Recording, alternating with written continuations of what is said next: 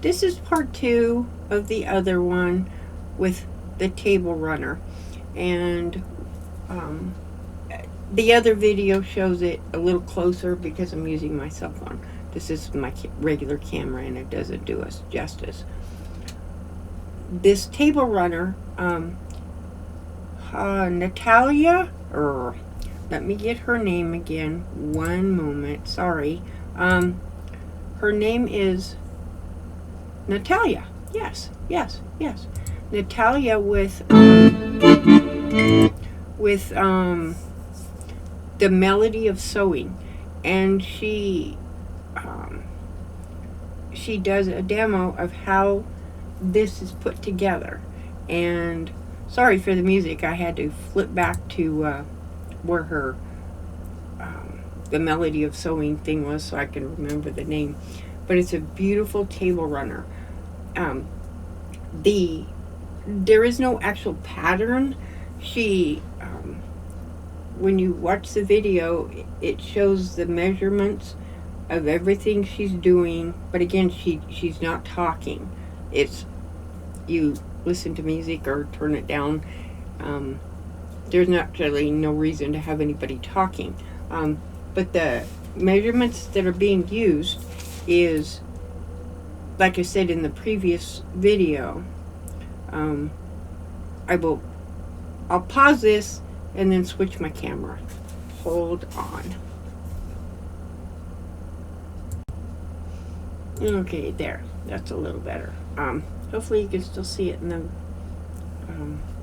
back behind me there. But Natalya from that channel, it was beautiful when I seen it. I've not really ever been one to do much table runners, but the design is beautiful. So I figured, well, I'm gonna try it to see if I could come up with a design that I liked, because actually I've made so many large quilts that I'm trying to steer away from those big large quilts and do something smaller. And I hadn't found any interest in table running until I seen this design. And that channel has some beautiful stuff, and it's different ways of doing things faster, easier. I don't know so much easier, but it's a really pretty design. And but the measurements on to make each one of these blocks, you can do them 4 at a time. You chain piece them, but you use, the measurements are for a reason, and it's because of what you're doing that makes it look like this. If you change those measurements, it won't have the same look. But you start off with 4. Let me move. This color here, the bunny color here, is the dark color, and that's the same color that you want your, what color? Yeah, that you want your squares at. Basically, if you look at this, it's a square, even though it's been chopped apart. This is not sewn together. See, I'll pull it apart. See, it's not sewn together. Now if I can get it, please don't fall. No, it's not sewed, it's just kind of sitting there. But you're gonna make 4, a square and a square. But the first measurement on those squares is, they're 4 by 3.5 inch, not a 4 by 4. It's actually a rectangle. And when you first start, and then these are strips. They're 2-inch strips. You don't cut them down. You sew them just as strips, and that's where the chain piecing goes, and then you cut them apart. But I encourage you to check out that video. But she's on YouTube, and it's the number 36. It says Log Cabin Quilting Secrets Exposed. table runner, and it's a really, really good video. And that's where this pattern came from. But the strips are 2.5 inches long, and you need, I have three different colors inside there. And then here's the fourth one, the background. It does look white, but it's actually a really light gray. It's a gray with, you really can't see it. That's during the daytime I have that window. But it's a kind of a really super light gray, and there's, I don't know, little polka dots or something in it. I had pure white up here. I didn't care for it. So I just had one of those fat quarter bundles. Came with one piece of white. I don't know why it was in there, because it's the only other one. It's the only time I've ever seen one fat quarter with white, and I don't know why. Maybe they just had an extra piece in there and put some. I don't know, but it was there, and I used it.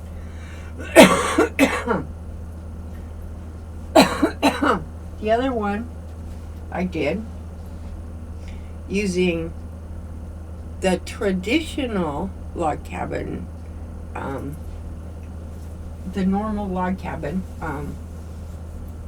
where you have one side light, one side dark.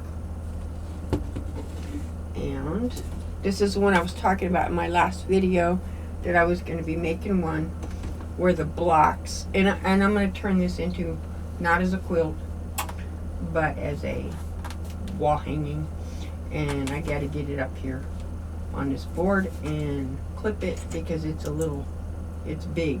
It's bigger than my board, my design board. So I just use little clips to hold it up, hold it in place so it doesn't fall off. But this is what this one looks like. And here is if I can find them, here is the log cabin, the normal log cabin. There's 4 of them in here, and you just put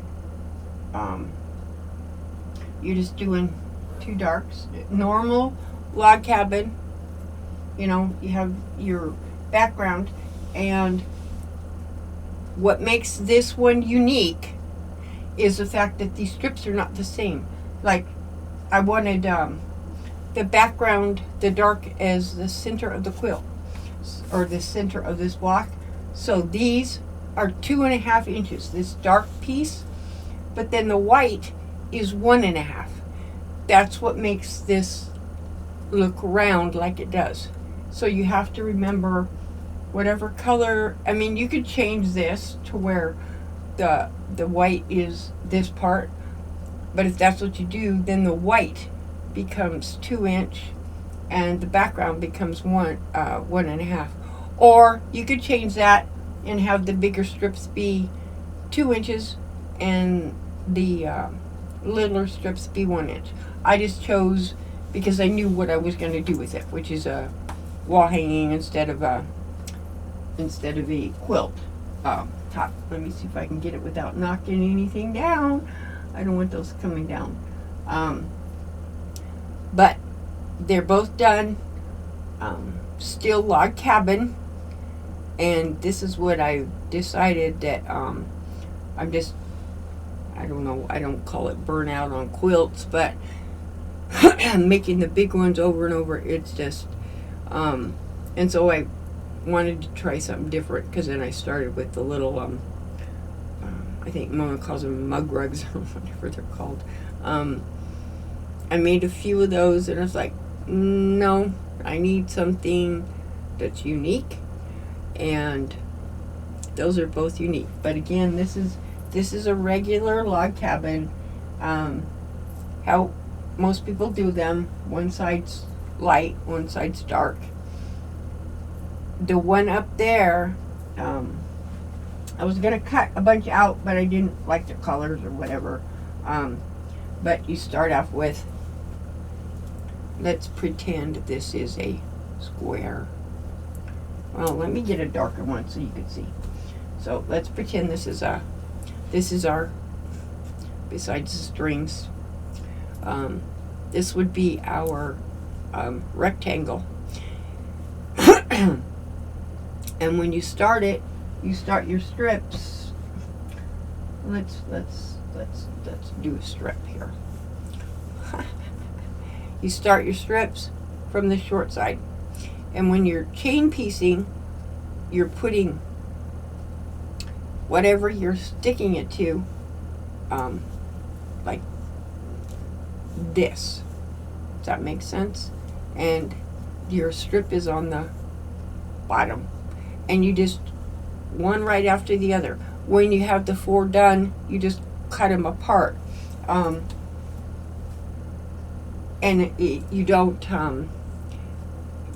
And it's just, I encourage you to watch the video. It took me about 2 hours to, by the time you cut everything and do everything you need to do, it takes,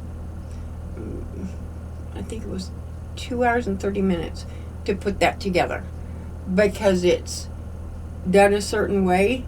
But I will do one block, and then I will show you. But I want to get all the pieces cut out, because it just takes too long on when you're trying to do it for a video, so people could see what you're doing. It just takes too long to try to maneuver, and it seems like when you're videoing, you stop and go, oh, where was I? So I'm going to cut out pieces. You know what? I'll just cut out the 4, and so that you can see exactly how the entire process is done. But those are my two log cabin ones that I've been doing. This one again is going to be a wall hanging, and that one's probably going to end up on the wall anyway. I'm not going to use it on a table, or a door thing. It would be unique as a door. Just lay it long ways, and then I was looking at it. It was like, it'd be cool. And then when you hang some bells down the center of it, it would look really cool that way. So thank you everyone for watching my videos, and hit the like button and subscribe if you haven't, and see everybody in the chats. Bye bye.